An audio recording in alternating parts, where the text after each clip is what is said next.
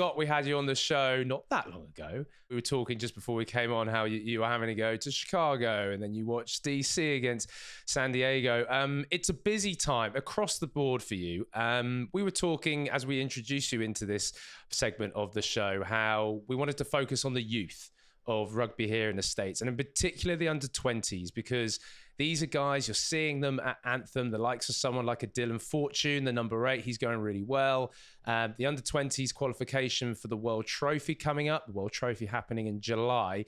Scott, I know you are really detailed with the importance of under-20s rugby players in the US playing professionally, but also this program. Can you explain a little bit more kind of what you got coming up? Yeah, this group right now, the 20s last year and this year, is the 2031 playing generation. And it takes 6 to 8 years of professional play to develop an international. That's why you see international players are oftentimes in their late 20s and early 30s. Even though there are some younger debuts, in general, they're a bit older. So this generation that's upon us now, that's playing at the U20 level and in their first couple of years in the MLR, are that next generation. And if we want to build a team that's going to go win a quarterfinal, which we do at home in 2031, it's important for us to start to bring those professional experiences into the present, use those, and develop a team that's going to compete together for 2027 and 2031 together. And so this group is really got laser focus and investment from me, not only financially, but standards wise, talent ID, development, working collaboratively with coaches. It's a massively important thing for the future that I'm looking forward to seeing come to fruition when I get to sit in the stands and watch some other coach run the Eagles through the home World Cup. I honestly, I love what you're doing. Very apparent how, as I say, detailed you are. I guess quite a basic question is, how impressed have you been with these young players playing in Major League Rugby? I mentioned Dylan Fortune. We've obviously got Braymon Murray as well at the Anthem. The Anthem's a big project in all of this. Great to see someone like Seth Smith at Houston Sabercats, the prop, the front rower. How well are they doing? And I guess the honesty around that, because it's tough. This is maybe their first kind of men's proper rugby.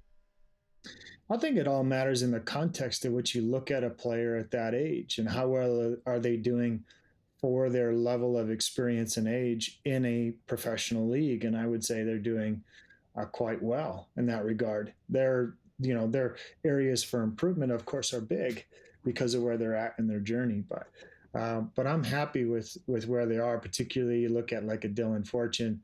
He's 19.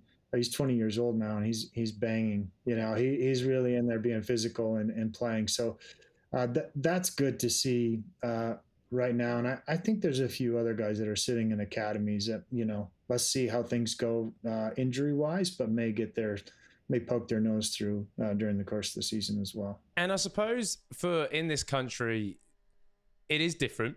And when I think of myself and how I came through professional rugby, and I actually played for England under 20s at the time, as you know, it was very much just part of the pathway. It was part of my professional sort of experience and development.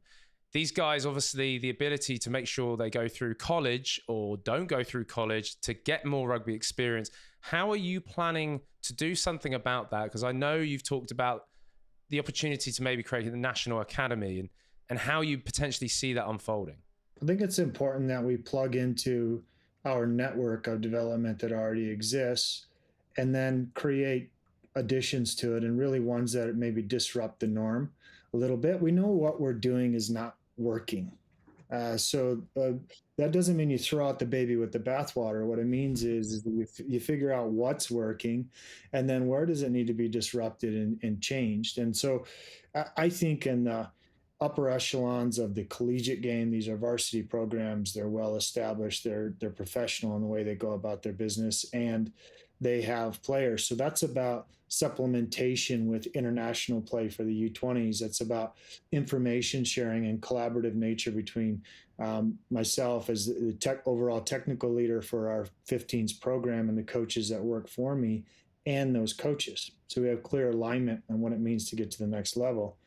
that group that's sitting outside of those top collegiate programs. And there is a higher percentage of those than there is in those programs today. Those players are in academies and maybe going twice, maybe 3 times a week, and they're not necessarily getting what they need to go through to the next level. And they are very talented. So this idea of a national academy going forward is the key determiner for entry is your ability to play and your projection into the professional game and into the international game. So whether you said, you know what, I want to flip burgers and pursue my professional game, you can do that. I want to study biochemistry and I'm going to work in the lab. You can do that too, and you both play on the same team. But you're going to get a professional experience in terms of your personal development, your technical, tactical, and mental performance. You're going to get a high performance experience, and I think that's the disruptor. I think it's the disruptor to the system that solves a big problem for us at the moment. And I know you've also been vocal in saying, and you've actually just said there, how people to get behind this program, to get behind these youngsters here in America. And I suppose, one, I open the floor to you as to how can people do that? And really, I guess I know there's someone close in our rugby rundown. I know Corbs has also helped also get behind it just from a skill level as well, particularly in the scrummaging area. You know, what's your kind of call to action for people in the US, and how important is it for them to get behind this? Yeah, well, first of all, Corbs has been awesome. Both he came and did a Type 5 focus U23 Type 5 camp for us. We're talking about the next one coming up this year. And then, he put some skin in the game and put some money in financially, which I'm, really grateful for. And so thank you, Corbs. And, if you want to do that yourself, it's usa.rugby/donate. Choose the men's U20s. Every single penny I see, and make sure that it goes into the U20s program. And there's it takes a lot. I kind of shared with some folks a couple of weeks ago on social media that it costs nearly $14,000 per player to go through qualification and then go compete in the Junior World Trophy and invest in those players. So multiply that times 30 players, and you can get an idea of where we're at in terms of financially what it actually takes to do this. So we're contributing. I'm contributing money from my high performance budget. We're contributing time in terms of standards. We're getting the right coaches, getting the right infrastructure, but we need to push it over the line. This is, like I said, this is the playing generation. This is it right here, right now. If we're going to do it, if you believe in the 2031 mission to win a quarterfinal at home, then put your money where your mouth is. Now's the time. Love it. Absolutely love it. And they're so important. I suppose I want to wrap this all the way around to the Eagles, because obviously we want to get these under 20s to the World Trophy in July. And then also in July, it's those first couple of test matches. And I know you've been keeping an eagle eye literally on the youth, but also the current, I say current squad as well. A quick one, Scott, how excited are you for this year, and how excited are you to be picking a squad? Potentially, are there maybe some under 20s you're already looking at in making their Eagles senior debuts come this summer? Yeah, we're going to name our elite playing squad here at the third week in April, and I'm pretty excited, about that. The size of that is really going to be determined by the performance, of course, of the players. If we're 3 deep, it'll be 3 deep. If we're 4 or 5, it'll be 5. We'll name that squad, and then we'll have at least 3 U20s in that. Wow. This year. There's 3 that I got my eye on already, and they're in the collegiate game, and we'll push those through. So pretty excited for this year. I think as we talk about this build into particular, we need to qualify for the World Cup in 2027. That's happening next year. So we're going to use July just for what it is. It's the first time we're going to see each other in person for 7.5 months. Let's reestablish, build the connection, put in our objectives for this year, start to tick our boxes, The performances will be what they will. We're playing on home soil. We're gonna bleed, and we're gonna go play, and we're gonna compete.